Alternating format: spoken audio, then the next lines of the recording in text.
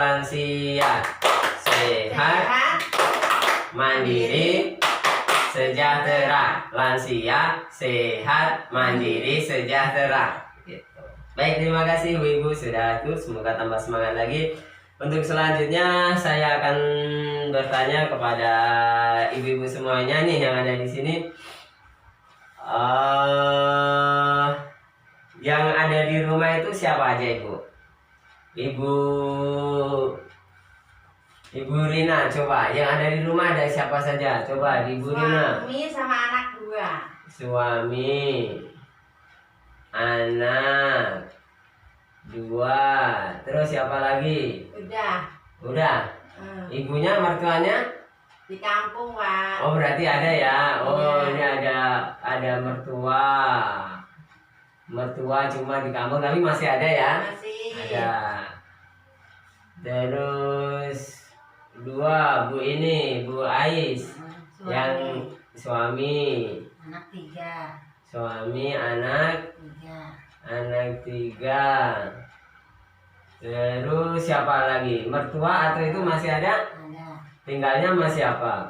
Anak yang lain. Anak yang lain. Masih ada mertua. Kalau orang tua sendiri, Bu Ais? Masih ada. Masih ada juga, masih lengkap. Udah tinggal ibu. Oh, tinggal ibu. Kalau tadi Bu, ini selain mertua masih ada yang hidup? Ada ayah, ada ibu. Oh ya, Bapak, kedua ibu, orang ya.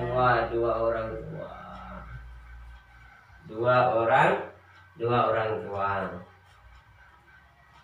3, satu lagi sebagai contoh. Bu Yeni, coba Bu Yeni. Oh, ada ini. Ada suami. Anak 1. Anak 1. Sama ada ibu, Pak, di rumah. Di rumah ada ibu. Oh iya. Jadi orang tua. Jadi orang tua ya. Orang tuanya Bu Yeni atau orang tuanya suami? Orang tua saya, Pak. Orang tua kandung. Iya. Kalau Bu Yeni umurnya berapa sekarang? Saya umurnya 40. 40. Ibunya berarti kira-kira umur berapa itu? Kira-kira 60 lah, Pak. 60. Baik. Oh, satu lagi ya, biar genap ya. Bu Putri, siapa yang ada di rumah? Suami. Terus Anak 2. 2. Ada Mertua. ya. Ada. Mertua kira-kira umur berapa Ibu? 65. 65. Gitu. Baik, di rumah ini ada suami, jelas ya, pujaan hati ya, belahan hati ya, anak 2. Terus ada mertua ya. Berarti ini kalau sama anaknya disebut apa ini biasanya ya? Nenek. Kalau Bu itu Bu Rina apa biasanya? Mbak Uti. Oh, Mbah Putih. Kalau Bu Ais biasanya nyebutnya Nenek. Kalau itu tadi Bu Yeni ya? Bu Yeni siapa nyebutnya? Nyebutnya Umi.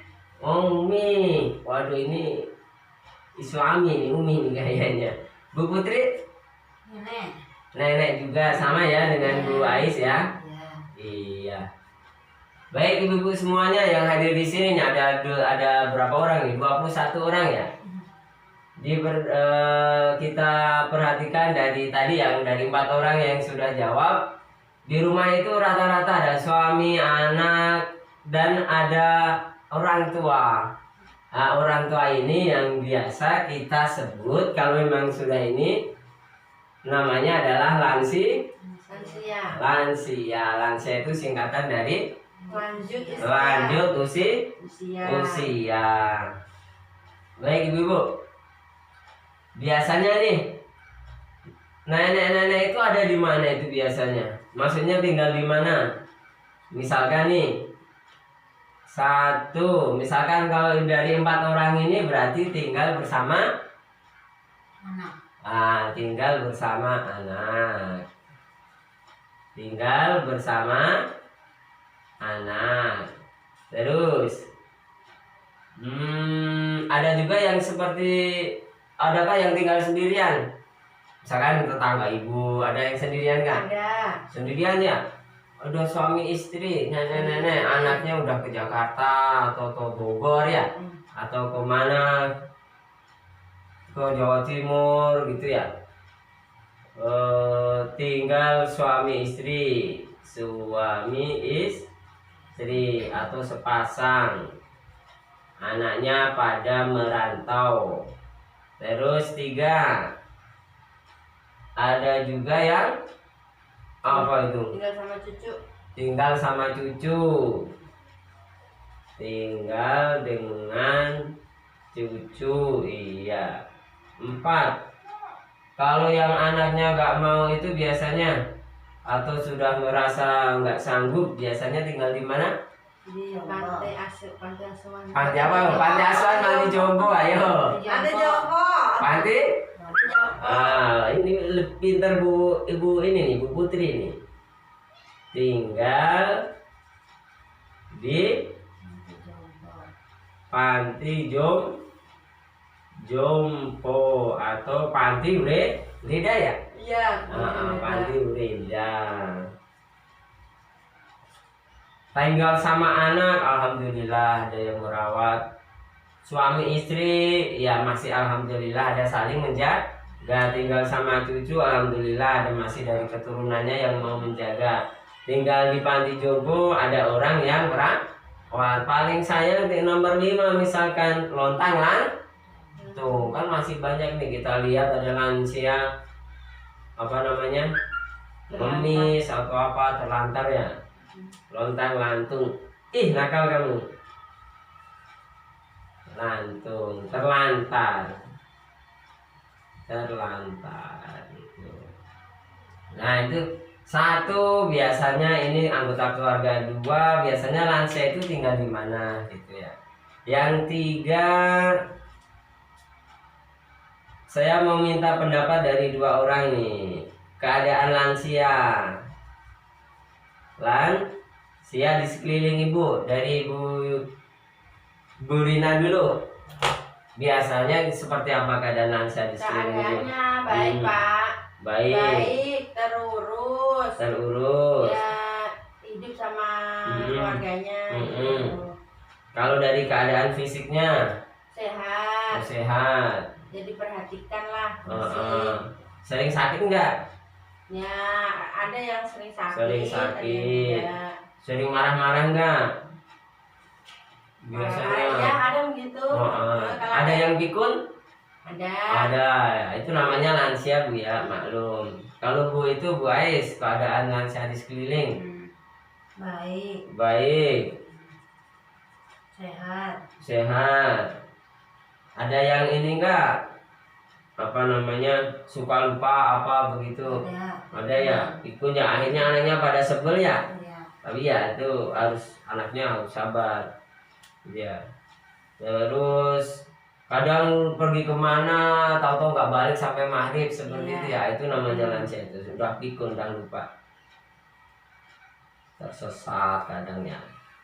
Seperti itu. Itu gambaran ibu-ibu lansia. Lansia itu orang tua kita. Ya, di sini ada suami, ada 2 anak kita, berarti mertua atau orang tua kita itu udah masuk lansia, yang biasa kita sebut bahuti, nenek, umi, atau ya kakek ya. Ada yang bilang umi juga manggilnya. Kadang dia tinggal bersama anak, atau malah tinggal sepasang, tinggal dengan cucu. Ada yang dititipkan di panti jompo, ada yang lontang-lantung. Ini yang paling kasihan. Keadaan lansia ada yang baik, ada yang sehat, ada juga yang kurang baik, ada juga yang udah pikun, ada juga yang sering tersesat seperti itu ya. Baik, kita lanjutkan sedikit lagi Bu Ibu. Sebenarnya siapakah lansia itu? Pengertian lanjut usia atau lansia. Menurut Organisasi Kesehatan Dunia World Health Organization atau WHO, batasan terhadap lansia itu ada 4 golongan. Jadi lansia itu ada 4 golongan, ada 4 macam. Apa saja? 1.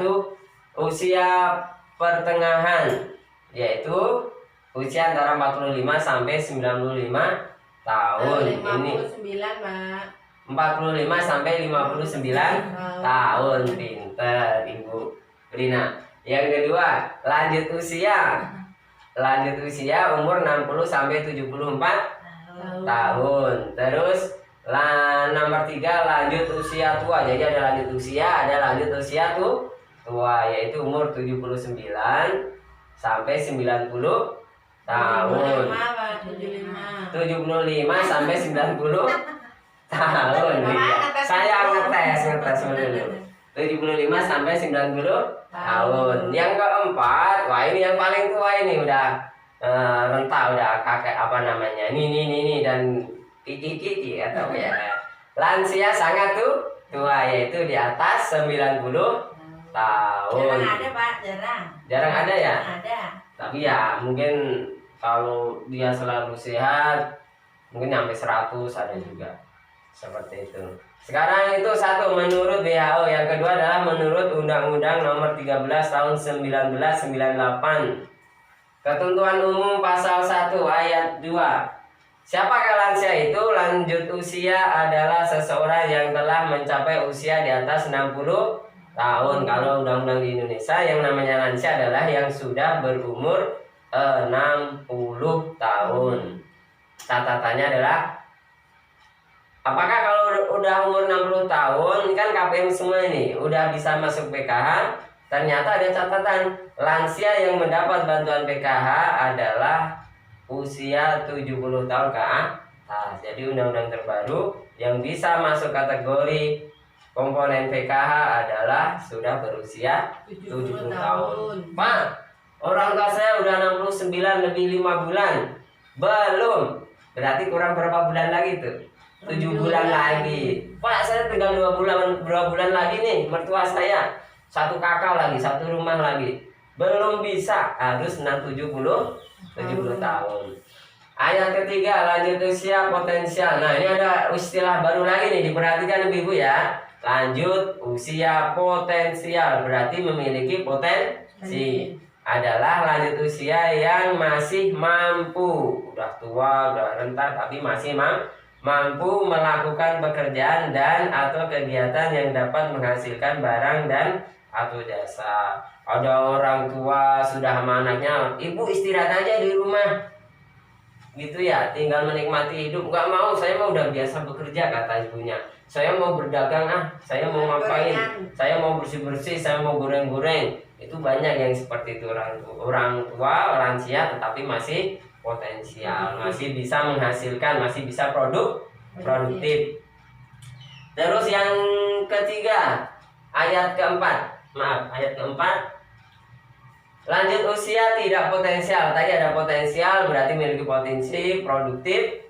Kalau ini tidak potensial, sebaliknya adalah lanjut usia yang tidak berdaya atau tidak mampu mencari nafkah, sehingga hidupnya bergantung pada bantuan orang lain. Ada juga karena keadaan fisiknya atau memang tidak mampu, sehingga dia terpaksa harus tergantung sama anaknya, sama saudaranya. Baik, yang selanjutnya ibu-ibu udah paham pengertian lansia?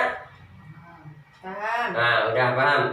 Titik beratnya adalah bahwa lansia yang masuk menjadi komponen PKH adalah yang sudah berumur 70 tahun.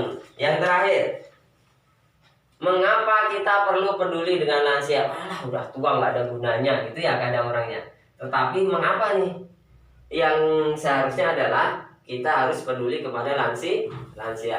Mengapa harus peduli kepada lansia? Ada beberapa poin ibu-ibu. Yang 1, amanat Undang-Undang Nomor 13 Tahun 98 tentang kesejahteraan lansia memiliki hak yang sama dalam kehidupan bermasyarakat, berbangsa, dan bernegara. Jadi udah menjadi undang-undang, udah diketok kewajiban kita yang ada di sekeliling lansia bahwa lansia juga memiliki hak yang sama seperti yang lain, seperti yang muda, baik dalam kehidupan bermasyarakat, berhubungan, berbangsa, bernegara, misalkan milih dalam memilih presiden yang lain.